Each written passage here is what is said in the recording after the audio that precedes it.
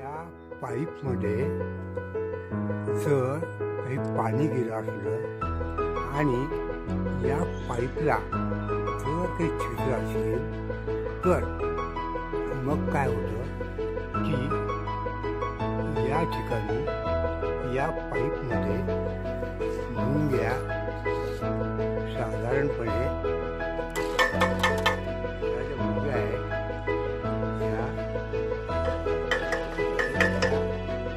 या मुंग्या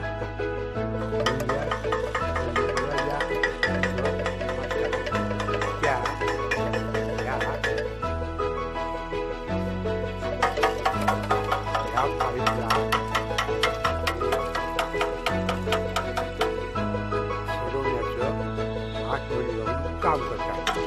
म्हणजे कसं की मुंग्या नेहमी त्यांच्या तोंडामध्ये जमिनीवरची बारीक मातीचे कण घेऊन या पाईपला जर एखादं बारीक छिद्र असेल तर ती माती आत घेऊन पाईपमध्ये जातात.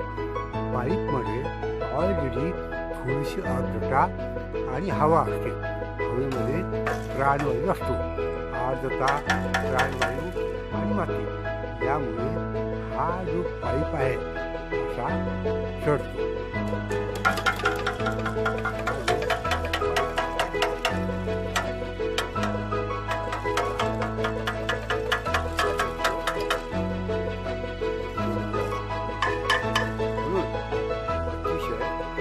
महत्वाची गोष्ट अशी पाईप सरू नये म्हणून जी पाईपचा भाग उघडा असतो त्याच्यामध्ये बिलकुल छिद्र पडलेलं नको.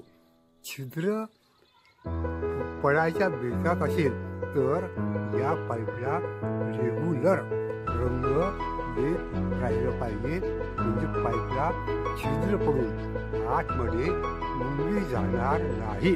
मुंगी हे असे पाईप जमवण्याचं काम फार मोठ्या प्रमाणात कशाद्वारे करते, कारण की जमिनीतील माती या ठिकाणी स्टोअर करण्यासाठी पाईपमध्ये ठेवते. आतमध्ये आर्द्रता आणि प्राणवायूमुळे हा पाईप असा हळूहळू सडतो आणि खराब होतो. म्हणून मुंग्यांच्या बाबतीमध्ये ह्या बाबतीत फार सावध राहणं गरजेचं आहे. या बाबतीत मी जे एक्सप्लेनेशन दिलं हे जर चूक असेल तर तज्ञांनी त्यावर मार्गदर्शन करावं. हे बघा, या भिंतीवर पहा कशा मुंग्या पहा मुंग्या फिरतातच. मुंग्या फिरतातच. म्हणून या ठिकाणी जे पाईप वापरल्या जातात त्या ठिकाणी सर्वांनी केअरफुल राहावं. Thank you. Myself Ramdas Khandagale, retired chief engineer MSEB and National Safety Council member. Kindly advise whether my explanation is proper or not. Thank you.